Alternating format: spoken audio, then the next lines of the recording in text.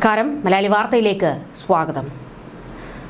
Doctor Ciza തോമസിനെ സർവകലാശാലയുടെ പടി കയറ്റില്ല എന്നാണ് SFIക്കാർ വെല്ലുവിളിച്ചിരിക്കുന്നത്. സിസ തോമസ് വീട്ടിലിരുന്നാൽ മതി, സർവകലാശാലയിലേക്ക് വന്നാൽ പണി പാളും എന്നൊക്കെയാണ് SFIയുടെ കൊലവിളി.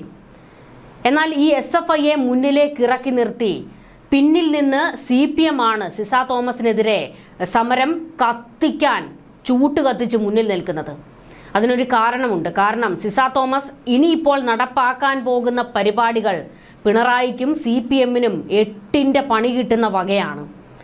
അതുകൊണ്ട് സിസ തോമസിന്റെ വായടപ്പിക്കണം, സിസ തോമസിനെ വീട്ടിലിരുത്തണം. അതിന് CPMന്റെയും പിണറായി വിജയന്റെയും തലയിൽ ഉദിച്ച ഒരേ ഒരു ബുദ്ധിയാണ് SFIക്കാരെ ഇറക്കിവിട്ട് സർവകലാശാലകൾ യുദ്ധക്കളമാക്കുന്ന നടപടി. സർവകലാശാലകളുടെ ഫണ്ട് കൈയിട്ട് വാരി CPMകാർ കാണിച്ച തോന്നിവാസത്തിന്റെ റിപ്പോർട്ട് സിസ തോമസിന്റെ കൈകളിൽ എത്തിയിട്ടുണ്ട്.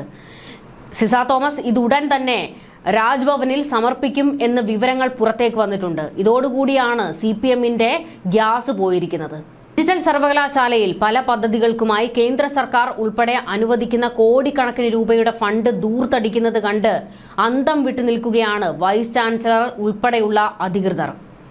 പദ്ധതി നടത്തിപ്പിൽ പങ്കാളിയായ സ്വകാര്യ കമ്പനിക്ക് പണം നൽകുന്നതുമായി ബന്ധപ്പെട്ട പ്രശ്നങ്ങളാണ് ഇപ്പോൾ ഗവർണർക്ക് മുന്നിൽ എത്തിയിരിക്കുന്നത്. വൻകിട ഹോട്ടലുകളിൽ നിന്ന് ദിവസവും കാപ്പി കുടിച്ചതിന്റെയും ബിരിയാണി കഴിച്ചതിന്റെയും ബില്ലുകൾ ഉൾപ്പെടുത്തിയാണ് ഡിജിറ്റൽ പ്രോജക്റ്റുകളുടെ പേരിൽ VCക്ക് സമർപ്പിച്ചിരിക്കുന്നത്.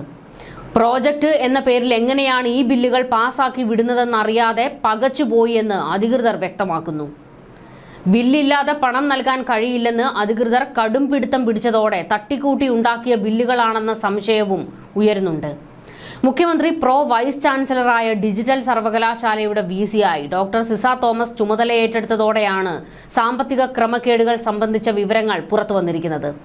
കാലാകാലങ്ങളായി സർവകലാശാലയിൽ കൃത്യമായ ഓഡിറ്റിംഗ് നടത്താറില്ലെന്നും അടിയന്തരമായി ഓഡിറ്റിംഗ് വേണമെന്നും VC റിപ്പോർട്ട് നൽകിയതിനെ തുടർന്ന് ഗവർണർ രാജേന്ദ്ര ആർലേക്കർ വിഷയത്തിൽ ഇടപെട്ടിരിക്കുകയാണ്.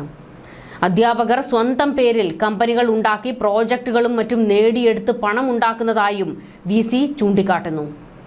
തട്ടിപ്പാണെന്ന് പ്രഥമ ദൃഷ്ട്യാ അറിയാൻ കഴിയുന്ന കോടികളുടെ ബില്ലുകൾ പാസാക്കി വിടുന്നത് ഒടുവിൽ ബാധ്യതയാകുമെന്ന തിരിച്ചറിവിലാണ് VCയായ ഡോക്ടർ സിസ തോമസ് ക്രമക്കേടുകൾ സംബന്ധിച്ച് ഗവർണർ രാജേന്ദ്ര വിശ്വനാഥ് ആർലേക്കർക്ക് റിപ്പോർട്ട് നൽകിയത്. സർവകലാശാലയിൽ സമഗ്രമായ ഓഡിറ്റിംഗ് വേണമെന്നാണ് VC ആവശ്യപ്പെട്ടിരിക്കുന്നത്. VCയുടെ റിപ്പോർട്ടിന്റെ അടിസ്ഥാനത്തിൽ ചാൻസലർ കൂടിയായ ഗവർണർ ക്രമക്കേടുകൾ സംബന്ധിച്ച് പോലീസ് അന്വേഷണത്തിന് DGPക്കും ഓഡിറ്റിന് കൺട്രോളർ ആൻഡ് ഓഡിറ്റർ ജനറലിനും നിർദ്ദേശം നൽകിയിരിക്കുകയാണ്. ഒരു പ്രോജക്റ്റുമായി ബന്ധപ്പെട്ട് 3.94 കോടിയുടെ ബില്ല് വന്നപ്പോഴാണ് അധികൃതർക്ക് സംശയം ശക്തമായത്. പ്രോജക്റ്റുമായി യാതൊരു ബന്ധവുമില്ലാത്ത തരത്തിലുള്ള കാര്യങ്ങളാണ് ബില്ലിൽ ഉൾപ്പെടുത്തിയിരിക്കുന്നത്. യാത്രയുടെയും ആഹാരത്തിന്റെയും ബില്ലുകളായിരുന്നു ഏറ്റവും കൂടുതൽ. ഓരോ ബില്ലും പരിശോധിച്ച് അറിയിക്കാൻ ഫിനാൻസ് വിഭാഗത്തോട് ആവശ്യപ്പെട്ടുവെങ്കിലും അവർ അതിന് തയ്യാറാകാതിരുന്നതോടെ VC ഉൾപ്പെടെ ധർമ്മസങ്കടത്തിലായി. തുടർന്ന് ഓഡിറ്റിംഗിന് വിടാൻ തീരുമാനിച്ചു. പലതവണ ഓഡിറ്റിംഗ് ആവശ്യപ്പെട്ടുവെങ്കിലും അതുണ്ടായില്ല. ഇതിനിടെയാണ് ഗവർണർ തനിക്ക് ലഭിച്ച പരാതികൾ സംബന്ധിച്ച് VCയോട് റിപ്പോർട്ട് തേടിയത്. പാസാക്കി നൽകാൻ കഴിയാത്ത കോടികളുടെ ബില്ലുകളാണ് പരിഗണനയ്ക്കെത്തുന്നതെന്നും അത്യാവശ്യമായി ഓഡിറ്റിംഗ് വേണമെന്നും കാട്ടി VC ഗവർണർക്ക് റിപ്പോർട്ട് നൽകി. യാതൊരു ഉത്തരവാദിത്വവുമില്ലാതെ കോടികളുടെ ഫണ്ടുകൾ കൈകാര്യം ചെയ്യുന്ന രീതിയാണ് സർവകലാശാലയിൽ തുടരുന്നതെന്ന് അധികൃതർ വ്യക്തമാക്കുന്നത്. കേന്ദ്ര സർക്കാരിന് കീഴിലുള്ള ഇലക്ട്രോണിക്സ് ആൻഡ് ഇൻഫർമേഷൻ ടെക്നോളജി മന്ത്രാലയം അനുവദിച്ച 94.85 കോടി രൂപയുടെ ഫണ്ട് സ്വകാര്യ കമ്പനിക്ക് കൊടുക്കുന്നതുമായി ബന്ധപ്പെട്ടാണ് പ്രതിസന്ധി ഉടലെടുത്തത്. ഡിജിറ്റൽ സർവകലാശാലയാണ് ഫണ്ട് കൈപ്പറ്റി സ്വകാര്യ കമ്പനിക്ക് നൽകേണ്ടത്. പണം എന്തിനാണ് ചെലവഴിച്ചതെന്ന ബില്ലുകൾ ഹാജരാക്കാതെ ഫണ്ട് കൈമാറാൻ കഴിയില്ലെന്ന് VC കടുത്ത നിലപാടെടുത്തു.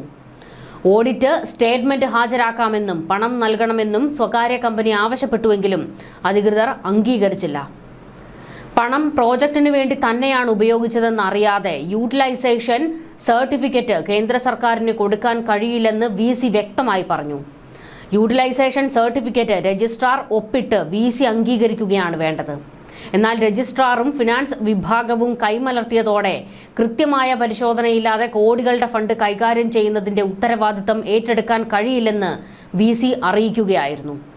മറ്റ് സർവകലാശാലകളിൽ നടക്കുന്നത് പോലെ ഓഡിറ്റിംഗ് നടക്കാതിരിക്കുന്നതാണ് ക്രമക്കേടുകൾക്ക് കാരണമെന്നാണ് ഗവർണർക്ക് നൽകിയ റിപ്പോർട്ടിൽ VC പറഞ്ഞിരിക്കുന്നത്.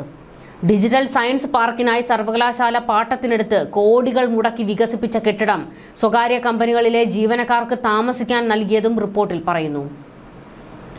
കേന്ദ്ര സർക്കാരിന്റെ സാമ്പത്തിക സഹായത്തോടെ ആരംഭിച്ച ഗ്രഫീൻ പദ്ധതിയിൽ പങ്കാളിയാക്കിയ സ്വകാര്യ സ്ഥാപനം ഇത് സംബന്ധിച്ച ഉത്തരവിറങ്ങിയതിനു ശേഷമാണ് രൂപീകരിക്കപ്പെട്ടതെന്നും ആരോപണം ഉയർന്നിരുന്നു.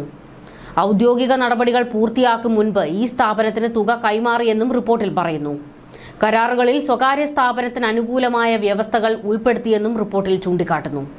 കേന്ദ്ര ഇലക്ട്രോണിക്സ് ആൻഡ് ഇൻഫർമേഷൻ വകുപ്പും സംസ്ഥാന സർക്കാരും ചേർന്ന് ഗ്രഫീൻ അറോറ എന്ന പദ്ധതിക്കായി 94.85 കോടി രൂപയാണ് അനുവദിച്ചത്. കേന്ദ്രം 37.63 കോടിയും സംസ്ഥാനം 47.22 കോടിയും സ്വകാര്യ സംരംഭകരിൽ നിന്ന് 10 കോടി രൂപയും പദ്ധതിക്കായി സമാഹരിക്കാനായിരുന്നു തീരുമാനം. ഇതിന്റെ ഭാഗമായി 2024-25 വർഷത്തിൽ പദ്ധതിക്കായി കേന്ദ്ര ഇലക്ട്രോണിക്സ് വകുപ്പ് ഡിജിറ്റൽ മന്ത്രാലയം വഴി അനുവദിച്ച 3.94 കോടി രൂപ ചെലവഴിക്കുന്നതിന്റെ പ്രശ്നങ്ങളാണ് VC ഗവർണർക്ക് നൽകിയ റിപ്പോർട്ടിൽ ചൂണ്ടിക്കാട്ടിയിരിക്കുന്നത്. കോടികളുടെ വെട്ടിപ്പും തട്ടിപ്പുമാണ് സർവകലാശാലയിൽ നടന്നിരിക്കുന്നത്. ഇതിൽ കൃത്യമായ നടപടിയിലേക്ക് സിസ തോമസ് കടന്നതോടെ സർക്കാരിനും സർവകലാശാല അധികൃതർക്കും, അതായത് ഇടതനുകൂലികൾക്കെല്ലാം തന്നെ 8ന്റെ പണി കിട്ടുന്ന വകുപ്പാണ്. അതുകൊണ്ടാണ് സിസ തോമസിനെ വീട്ടിലിരുത്താനുള്ള നീക്കം നടന്നത്. അതിന് SFI ഗുണ്ടകളെ ഇറക്കിയാണ് സിസ തോമസിനെ വിരട്ടാൻ നോക്കിയത്. എന്നാൽ ഇതിനൊന്നും വഴങ്ങാതെ സിസ തോമസ് ശക്തമായ നിലപാടുകൾ സ്വീകരിച്ച് ഗവർണർക്ക് ഇപ്പോൾ കൃത്യമായ റിപ്പോർട്ടാണ് സമർപ്പിച്ചിരിക്കുന്നത്.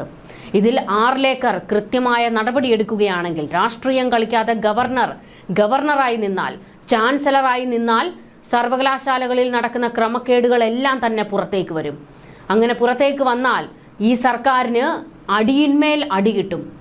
ആ പേടിയിലാണ് ഇപ്പോൾ പിണറായി വിജയനും കൂട്ടരും ചേർന്ന് കൃത്യമായി സിസ തോമസിന്റെ വായടപ്പിക്കാൻ നീക്കം നടത്തിയത്. എന്നാൽ പിണറായി വിജയന്റെ കരണം പുകച്ചുകൊണ്ടാണ് സിസ തോമസ് നടപടികളുമായി മുൻപോട്ട് പോകുന്നത്.